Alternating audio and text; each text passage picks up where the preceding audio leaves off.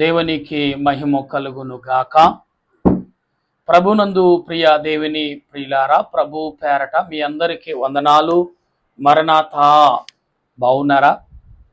మీ అందరూ క్షేమముగా ఉన్నారని తలంచుచు మన రక్షకుడును ప్రభు అయిన యేసుక్రీస్తు యొక్క పరిశుద్ధమైన నామములో శుభములు తెలియపరుస్తున్నాను. ప్రియులారా, ఈరోజు వాక్యము కీర్తన గ్రంథం 39వ వచనము నుండి మనం 13 వచనాలు, మరి 39వ అధ్యాయము నుండి 13 వచనాలు ఉన్నాయి, చదువుదాం. అందుకొరకు ప్రార్థన చేస్తాం. సర్వ సృష్టిని నీతిని పరిపాలించుచున్న సృష్టికర్త, నీకు వందనాలు, స్తుతులు, స్తోత్రాలు. ఈ సాయంకాల సమయంలో మరొక పర్యాయము నీ వద్దకు చేరి నిన్ను స్తుతించే భాగ్యము, నిన్ను గణపరిచే భాగ్యం మాకు దయచేసి నీ సన్నిధి కాపుదలతో నింపి బలపరచున మా ప్రభువా, నీకు స్తోత్రాలు.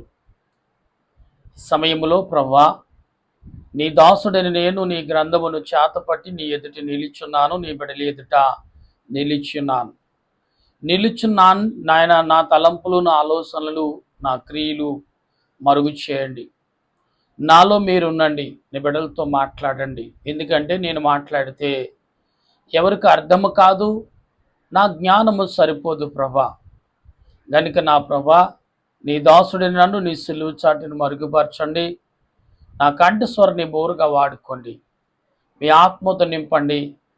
నాయనా, నీ సన్నిధి మా మీదను కుమ్మరించమని, దేవా, వినగల గ్రహింపును, ఆలోచించగల తలంపులను దయచూపించి మహిమ పొందమని ప్రభువును రక్షకుడైన యేసుక్రీస్తు యొక్క పరిశుద్ధమైన నామమున అడిగి ప్రార్థన చేయుచున్నాను పరమ తండ్రి, ఆమేన్. మన తండ్రి అయిన దేవుని సహాయము తోడుగా ఉండి ముందుకు నడిపించునుగాక, ఆమేన్.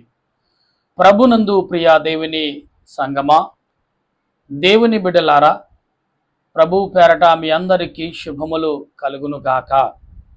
దేవుడు తన అద్వితీయ కుమారుడిని మనకిచ్చిన వారై ఉన్నారు. ఇక్కడవరి దినాలలో ప్రియులారా, ఇంకా మన మధ్యన ఈ శ్రమ కాలం అనగా వచ్చినవి రాబోతున్నాయి. బుధవారం నుండి మరి శ్రమ కాలము అనేకులకు సమ్మరి చేయగలుగుతున్నారు. కాబట్టి ప్రియులారా, ఈ శ్రమ కాలం మరి ఆశ్చర్యకరంగాను ఆలోచించేదిగా మనకి ఈ సంవత్సరం కనబడుతుంది. ఎందుకంటే అన్ని సంవత్సరాల కంటే ఈ సంవత్సరం కొన్ని భిన్నముగా ఉండవచ్చు. దేవుని వాక్యమే కాకుండా అనేక రీతిలుగా హెచ్చరికలతో కూడిన మాటలు మనకు కనబడుతున్నాయి. చదువుదా వాక్య గ్రంథంలో కీర్తన గ్రంథం 39వ అధ్యాయము మొదటి నుండి మనం చదువుతున్నప్పుడు, చదువు తల్లి. నా నాలుకతో పాపము చేయకుండునట్లు నా మార్గములను జాగ్రత్తగా చూచుకుందును. భక్తిహీనులు నా ఎదుట ఉన్నప్పుడు నా నోటికి చిక్కము ఉంచుకుందును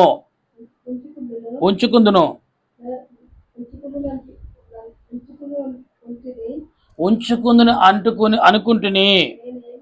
ప్రియులరా, దేవుని యొక్క క్రియల పట్ల ఎంత జాగ్రత్త కలిగి ఉండాలో దావీదు యొక్క భక్తుడు మనకు చెప్తున్న మాటను చూస్తున్నాం.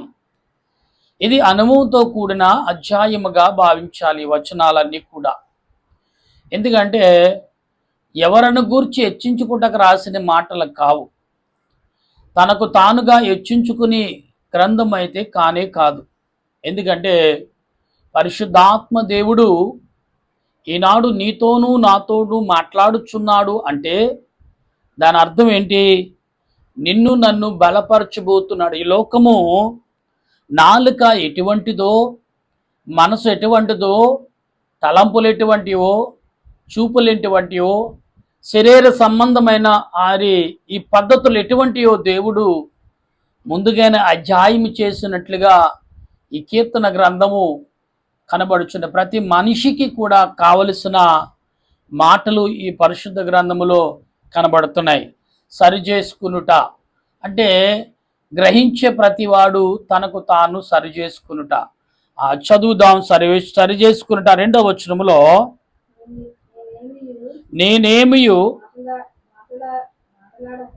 నేనేమియు మాటలాడక మౌనునైతిని, క్షేమము గూర్చి అయినను పలకగా నేను మౌనునైంటిని, అయినను నా విచారము.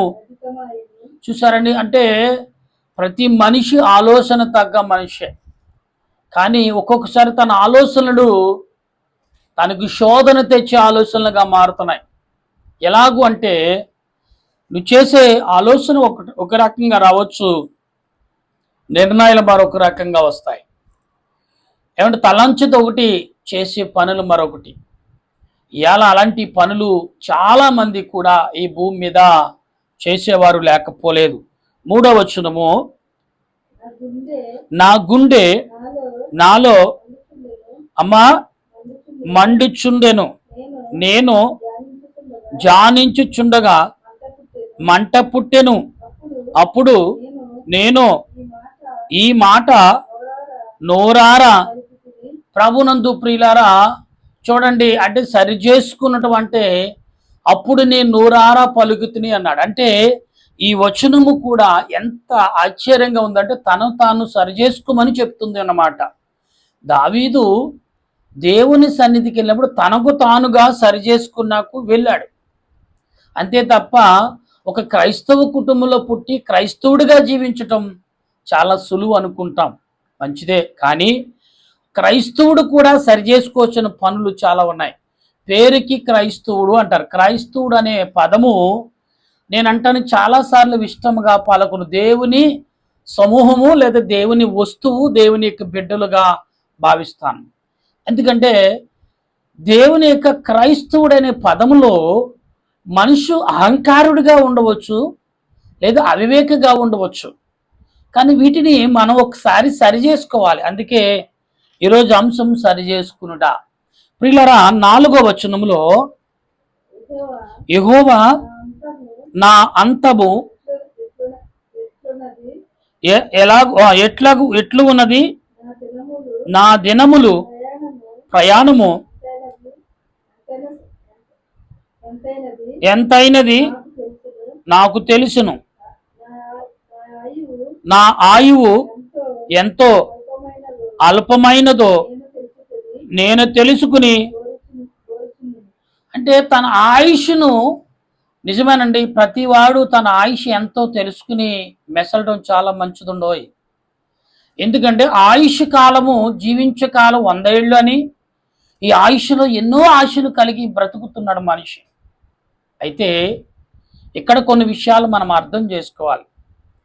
ఆయుష్ కాలం ఎంత, నీ జీవితం ఎంత ప్రయాణము అనేది మనం తెలుసుకుంటాం వల్ల చాలామంది జాగ్రత్త పడు. చూడండి, క్యాన్సర్ వచ్చిన వాడు కానీ, ఎయిడ్స్ వ్యాధి వచ్చిన వాళ్ళు కానీ, లేకపోతే ఏదైనా మరి మెదడు క్యాన్సర్, చాలామంది క్యాన్సర్ అనే జబ్బుకు ఒకటి కాదండి, ఊహించని వ్యాధులు ఉన్నాయి క్యాన్సర్లోనే.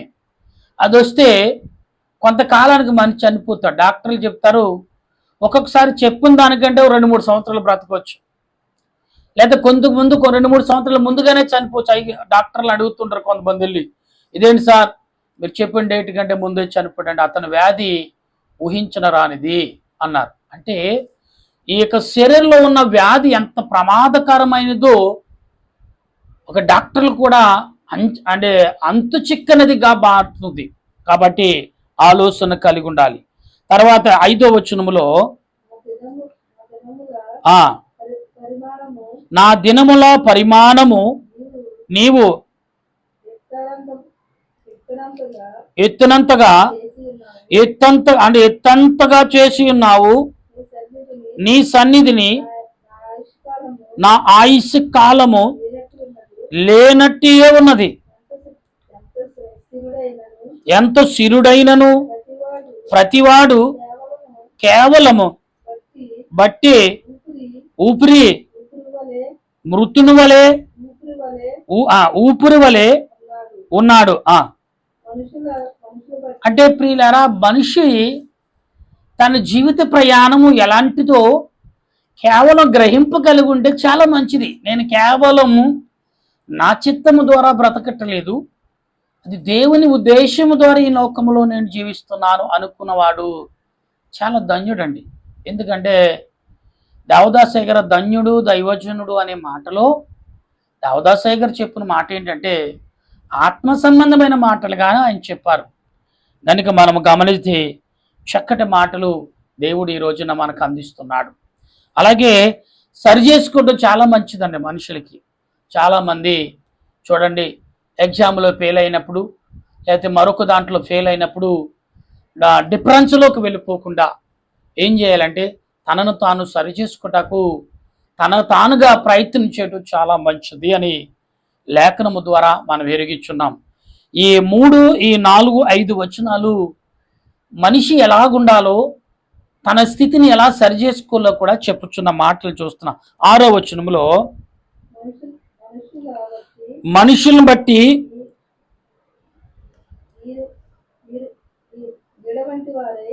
మనుషులు నీడ వంటి వారై తిరుగులాడుదురు, వారు తొందరపడుట వారికే కదా, వారి ధనము కూర్చుకుందురు గాని అది ఎవరికి చేచిక్కాలో వారికే తెలియను. ప్రభునందు ప్రియ దేవుని బిడ్డలారా, తర్వాత 7వ వచనములో కూడా ప్రభు నేను దేవుని కొరకు కనిపెట్టుకుందును, నిన్ను నేనే నమ్ముకుని ఉన్నాను, నా అతిక్రమల అన్నిటినీ నన్ను విడిపింపును, నీచులకు నన్ను వివాద స్వరముగా చేయుకునుము. దానిని చేసినది నీవే గనక నోరు తెరవక నేను.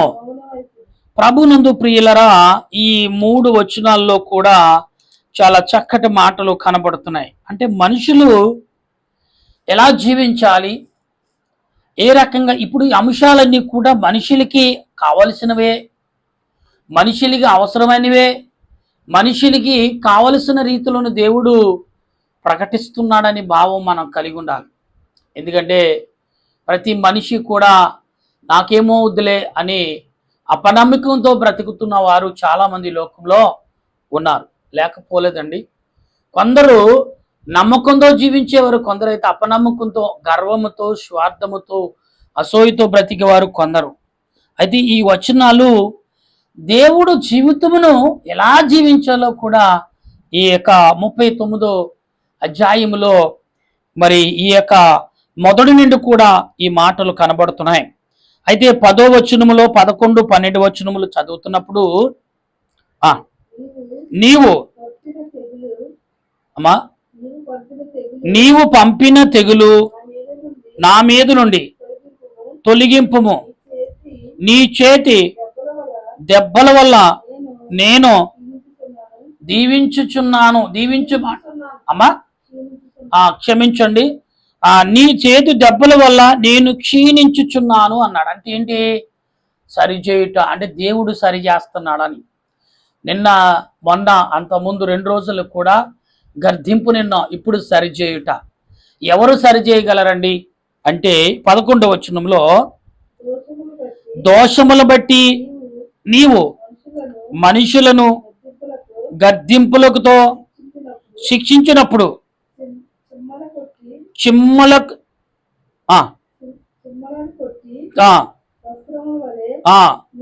నీవు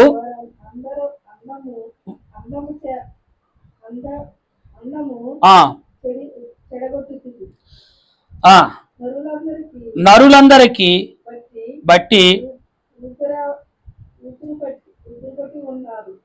అంటే నరులందరూ ఎలా జీవిస్తున్నారంటే మనిషి యొక్క దేవుని ఆత్మ వలనే జీవిస్తున్నారు అనే మాటను ఇక్కడ దావీదు దేవునిని వర్ణిస్తున్న విధానం చూస్తుంటే, నీవు నన్ను గర్దిస్తున్నావు, నన్ను మందలించుటకే, నీ గర్దింపు నన్ను బాగు చేయట కొరకే, నీ గర్దింపు నన్ను సరిచేసి నీ యొద్దకు చేర్చుట కొరకే అని దావీదు గ్రహించిన వాడిగా కనబడుచున్నాడు.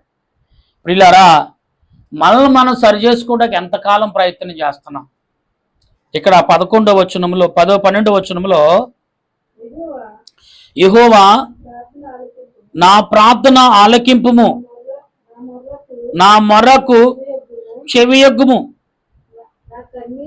నా కన్నీళ్లు చూచి మౌనముగా ఉండకము, నీ దృష్టికి నేను అతిథి వంటి వాడును, నా పితరుల అందరి వలె నేను పరవాసి అయ్యున్నాను. నేను వెళ్ళిపోయి లేకపోయినను నేను తెప్పరిల్లినట్లు నన్ను కోపముతో చూడకము. ప్రియులరా, కోపముతో నన్ను చూడకము అంటే దేవుడు గద్దిస్తున్నాడని దావీదు ఎరిగిన వాడై ఏమంటున్నాడంటే, దేవా, నీవు కోపంతో చూస్తే నేను ఈ భూమి మీద జీవిత ప్రయాణమును కొనసాగించలేను. దేవా, నీ ఆత్మ చేత నన్ను సిద్ధపరచిన వాడువు, నీ ఆలోచన చేత నన్ను బలపరచిన వాడువు, నీ క్రియల చేత నన్ను నడిపించుచున్న తండ్రి, నీకు స్తోత్రాలని దావీదు చెప్తున్నట్టుగానే కనబడుచున్నది. ప్రియులారా, ప్రతి మనిషి కూడా ఈ లోకంలో సరిచేయబడాలండి. పుట్టుకగానే చూడండి, చాలా మంది చెప్తుంటారు కదా, ఇళ్ళలకుగానే పండగ కాదు అని. అవును కదా. మనిషి జీవితం యొక్క ప్రయాణంలో ఎత్తు పల్లాలు ఎంత సహజమో, జీవితానికి ఆలోచన తలంపులు కూడా అంతే అవసరం. ఈ ప్రయాణ జీవితంలో ప్రతి మనిషి తెలుసుకోవచ్చింది దావీదు అనుభవంతో చెప్తున్న మాటలు. దేవుని ఎదుట ఏ రకంగా ప్రాధేయపడ్డాడో, దేవుని పట్ల ఏ రకంగా ప్రయాసపడ్డాడో, దేవుని పట్ల ఏ రకంగా విశ్వాసం కలిగి జీవించాడో మనం బైబిల్ గ్రంథంలో చూడగలుగుచున్నాం. నా ప్రియమైన దేవుని సంగమా, దేవుని బిడ్డలారా, ఈ ఉదయకాల నుండి మనము ఈ నెలలో మరి మార్చి నెల 2వ తారీఖున విశ్రాంతి దినముగా భావిస్తున్నాం. అంటే మార్చి నెల 5వ తారీఖు నుండి మరి ఏప్రిల్ 20 తారీఖు వరకు కూడా ఎలాగున్నాయంటే శ్రమకాలిక గుడారాలు మరి పండుగలు జరుగుతున్నాయి. అంటే యేసుక్రీస్తు యొక్క శోధన నిమిత్తము, యేసుక్రీస్తు యొక్క శ్రమ నిమిత్తము మనము ప్రార్థించే వారంగా ఉంటున్నాం. ప్రియులారా, ఎందుకు దేవుడు ఈ లోకంలో మన కొరకు ఈ లోకానికి జీవించుటకు వచ్చి ఉన్నాడు అని మనం భావిస్తే, దేవుడు తన క్రియలను బట్టి, తన ఆలోచన బట్టి, తన ఆలోచన తలంపులు బట్టి నీకు నాకు ఆదరణ ఇచ్చేవాడుగా ఉన్నాడని భావించవలసిన వారమై ఉన్నాం. కనుక సాయంకాల సమయంలో వింటున్న మీరు, నేను చదువుని వాక్యం అంతా కూడా మరి సమయము ఎక్కువగా తీసుకోకుండా చదివి మాత్రమే మరి అక్కడక్కడ మీకు వివరించుటకు ఇష్టపడుతున్నాను. కనుక ప్రియులరా, కొందరు వాక్యం తెలిసిన వారు ఉన్నారు, కొందరు వాక్యం తెలుసుండు కూడా అనుభవంతో అంటే దాన్ని కొందరు చదువుతారు, గ్రహించలేరు, కొందరు వింటారు, యోచించలేరు, కొందరు చదువుతూ వింటారు కానీ దాన్ని లోబర్చుకోవటం తెలియదు. కాబట్టి చదవటం ఈజీయే కానీ లోబర్చుకోవడం చాలా కష్టం. లోబర్చుకోవటం ఈజీ అనుకుంటారు కానీ గ్రహించడం చాలా మరి అనేక రకాలుగా ఉంటాయి. లోబర్చుకునుట, గర్దించుట అంటే దేవునికి లోబడాతేనే తప్ప నువ్వు గర్దింపుకు లోబడాలంటే ఖచ్చితంగా గర్దించాలి. ఎవడైనా చూడండి, ఓ పిల్లవాడిని గర్దిస్తేనే కానీ వాడు తండ్రికి తల్లికి లోబడడు. ఎందుకంటే నా తల్లిదండ్రులు నన్ను గర్దించురని ఏ పని చేసినా కరెక్ట్ అనుకుంటాడు. ఏంటంటే తనకు ఆలోచించే అంత మరి మెచ్యూరిటీ లేకపోవటం వలన, లేకపోతే మంచి అంత ఆలోచన లేకపోవటం వలన ఆ వ్యక్తి ఆ రకంగా ప్రవర్తిస్తున్నాడని మనం కూడా భావించాలి. నా ప్రియమైన దేవుని సంగమా, దేవుని బిడ్డలారా, ఈ సాయంకాల సమయంలో మీరు కానీ నేను కానీ మనమందరము కూడా దేవుని పట్ల అనేకమైన విధములుగా, అనేకమైన పద్ధతులుగా, అనేకమైన ఆలోచనలతో దేవుని సన్నిధి చేరి ప్రార్థించే కృపను పరిశుద్ధాత్మ దేవుడు మనందరకు అందించునుగాక. ఆమేన్. ప్రార్థించేద్దాం. దయగల తండ్రి, నీకు స్తోత్రాలు. ప్రార్థనలోకి ఉంచామా. దయగల తండ్రి నీకు స్తోత్రాలు, ప్రేమగల రాజా వందనాలు చెల్లిస్తూ ఈ సమయంలో నీ నామాన్ని బట్టి మేము ప్రార్థిస్తుండగా నీ సన్నిధి కాపుదలను నీ ఆత్మ నడిపింపు దయచేసి ఇంతవరకు నీ వాక్యము చేత మమ్మల్ని కట్టి బలపరిచిన తండ్రి నీకు స్తోత్రాలు. ఈ సాయంకాల సమయంలో ఆయన సరి చేసుకునుట అనే మాటలు వాక్యము ద్వారా మాకు అందించావు. ఈ దినము విశ్రాంతి దినం సాయంకాల పూటలో ఎలాగ సరిచేయబడాలో, ఎలాగ సరి చేసుకోవాలో ఈ వాక్యము ద్వారా మాకు అందించుచున్న తండ్రి వందనాలు. ఎవరైనా అప్పగించబడితే సరి చేయబడితేనే కాదు ప్రభా తండ్రి, అది అందముగాను సుందరముగాను ఎంతో గొప్పగా కనబడుతుంది. సరిచేయబడపోతే తండ్రి దాని విలువ మనిషికి తెలియదు ప్రభా. అటువంటి ప్రతి మనిషి కూడా నీ చేతికి అప్పగించబడాలి, మమ్మల్ని మీరు సరి చేసుకోవాలి. అప్పుడే నీ బిడ్డలుగా క్రైస్తవులుగా జీవించగలుగుతాం. క్రైస్తవుడు అంటేనే సరిపోదు, సరిచేయబడాలి. క్రైస్తవుడు అంటేనే అన్ని రకాలుగా సరిచేయబడిన వాడని ఈ సమాజంలో ఒక ముద్ర మాకు ఇచ్చాం. అటువంటి ముద్ర కలిగి మేము జీవించే కృపను ఈ సాయంకాల పూట మాకు వినుచున్న బిడ్డలందరికీ దాయిచ్చమని త్వరగా రానయున్న యేసుక్రీస్తు పరిశుద్ధమైన నామంలో అడిగచ్చు.